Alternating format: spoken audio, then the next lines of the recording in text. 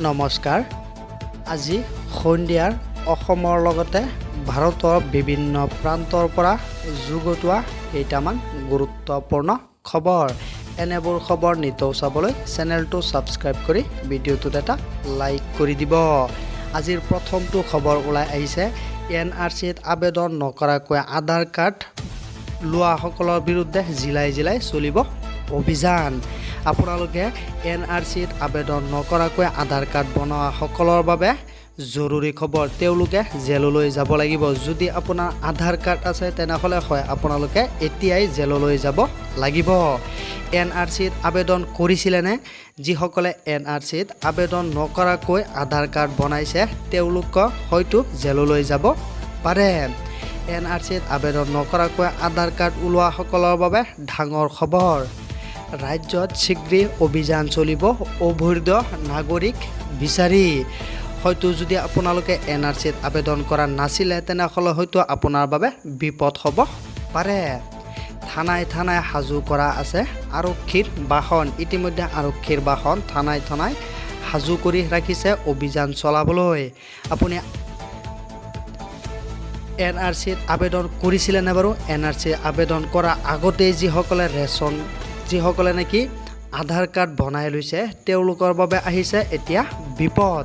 তেওঁলোকে হয়তো এৰেষ্ট হ'ব পাৰে, তেওঁলোকে হয়তো জেললৈ যাব পাৰে। মুখ্যমন্ত্ৰী ডক্টৰ হিমন্ত বিশ্ব শৰ্মাৰ ডাঙৰ মন্তব্য। যিসকলে NRCত আবেদন নকৰাকৈ আধাৰ কাৰ্ড বনাইছিলে তেওঁলোকৰ হ'ব পাৰে বিপদ, তেওঁলোকে জেললৈও যাব পাৰে। আপুনি NRCত আবেদন কৰিহে আধাৰ কাৰ্ড বনাইছিলেনে? এটা কমেণ্ট কৰি জনাই দিব। আগন্তুক 2-3 দিনৰ ভিতৰত চলিব বৃহৎ অভিযান। 2-3 দিনৰ ভিতৰত হয়তো অভিযান আৰম্ভ হ'ব। হয়তো আপোনাৰ ঘৰতো আৰক্ষী আহিব পাৰে। অবৈধ নাগৰিক সন্দৰ্ভতো ৰাজ্যৰ মুখ্যমন্ত্ৰী ডক্টৰ হিমন্ত বিশ্ব শৰ্মাই এই কথা উল্লেখ কৰিছে। আজিৰ পৰৱৰ্তী গুৰুত্বপূৰ্ণ খবৰটো হৈছে যে বিশ্বৰ সৰ্ববৃহৎ জনসংখ্যা হ'ব মুছলমান। সকলো ধৰ্মকে চেৰ পেলাই মুছলমান জনসংখ্যা অধিক হ'ব। সকলো ধৰ্মকে চেৰ পেলাই মুছলমান জনসংখ্যাই বৃদ্ধি হৈ আছে বুলি উল্লেখ কৰিছে এখন প্ৰতিবেদনত। 116,27,80,000 হ'ব বিশ্বত মুছলমানৰ জনসংখ্যাৰ হাৰ।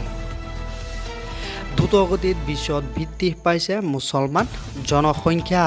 এইটো প্ৰতিবেদনত উল্লেখ কৰিছে দ্ৰুতগতিত বৃদ্ধি পাইছে মুছলমানৰ জনসংখ্যা। বিশ্বত খ্ৰীষ্টানতকৈও অধিক হোৱাৰ সম্ভাৱনা। মুছলমানৰ জনসংখ্যা বৰ্তমান সময়ত জনসংখ্যাৰ ক্ষেত্ৰত খ্ৰীষ্টান 1 নম্বৰত আছে। খ্ৰীষ্টানৰ পিছতহে মুছলমান আছে। কিন্তু খ্ৰীষ্টান ধৰ্মকে চেৰ পেলাই মুছলমানসকল অধিক জনসংখ্যা হ'ব বুলি উল্লেখ কৰিছে প্ৰতিবেদনখনত। বৰ্তমান দ্বিতীয় স্থানত আছে ইছলাম ধৰ্ম।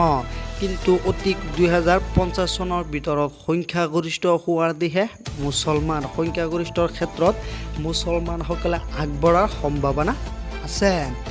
মাত্ৰ 26 বছৰত মুছলমানৰ জনসংখ্যাই ঘূৰিব অভিলেখ। মাত্ৰ 26 বছৰ পিছতে মুছলমানৰ জনসংখ্যা অধিক হাৰত বৃদ্ধি হৈ 1 নম্বৰত যাব পাৰে। আন ধৰ্মৰ তুলনাত দ্ৰুতগতিত বৃদ্ধি পাইছে মুছলমানৰ সংখ্যা। অন্য ধৰ্মতকৈ মুছলমানৰ জনসংখ্যা বৃদ্ধি পাইছে বুলি এই প্ৰতিবেদনত উল্লেখ কৰিছে। জনসংখ্যা বৃদ্ধিৰ আঁৰত উৎস প্ৰজনন হাৰ আৰু যুৱ সমাজ আৰু বহু তথ্য। পিউ ৰিচাৰ্চ চেণ্টাৰৰ গৱেষণাত এই বিস্ফোৰক তথ্য প্ৰকাশ কৰিছে। পিউ ৰিচাৰ্চ চেণ্টাৰে এই গৱেষণা প্ৰকাশ কৰিছে যে মুছলমানৰ প্ৰজনন হাৰ অভিলেখ সংখ্যক 3.1% বুলি তেওঁ এই প্ৰতিবেদনত উল্লেখ কৰিছে। 2010 চনৰ ভিতৰত 34% মুছলমান বয়স 15 বছৰৰ তলত আছিল বুলি তেওঁ উল্লেখ কৰিছে। এই প্ৰতিবেদনখনত 60% বয়স 15ৰ পৰা 59 বছৰৰ ভিতৰত বুলি এই প্ৰতিবেদনত উল্লেখ কৰিছে। এই প্ৰতিবেদনটো কিমান দূৰ সত্য হ'ব পাৰে? মাত্ৰ 7% বয়সে 60 বা তাতকৈও অধিক বুলি উল্লেখ কৰিছে। যিহেতু মুছলমানৰ জনসংখ্যা দিনে দিনে যেনেকুৱা বৃদ্ধি হৈ গৈ আছে, 2050 চনৰ ভিতৰতে পৃথিৱীখনত সৰ্বতকৈ মুছলমানৰ জনসংখ্যাৰ হাৰ বেছি হ'ব বুলি এই প্ৰতিবেদনখনত উল্লেখ কৰিছে। এই তথ্যই শংকিত কৰিছে ভাৰতৰ হিন্দু সমাজকো। এই তথ্যই শংকিত কৰিছে ভাৰতৰ হিন্দু সমাজকো এই তথ্যটো শংকিত কৰিছে। আকাংক্ষা কৰা হৈছে ভাৰতৰ সংখ্যালঘু হ'ব নেকি হিন্দুসকল সংখ্যালঘু হ'বনে? খ্ৰীষ্টান, মুছলমান, হিন্দু, বৌদ্ধ ধৰ্মকে বহুকেইটা ধৰ্মৰ প্ৰতিবেদন প্ৰস্তুত কৰিছে পিউ ৰিচাৰ্চ চেণ্টাৰে সকলোবোৰ ধৰ্মকে একেলগত কৰি তেওঁ ছাৰ্ভে কৰিছিল। ছাৰ্ভে কৰাৰ পিছতহে এই প্ৰতিবেদনখন উল্লেখ কৰিছে।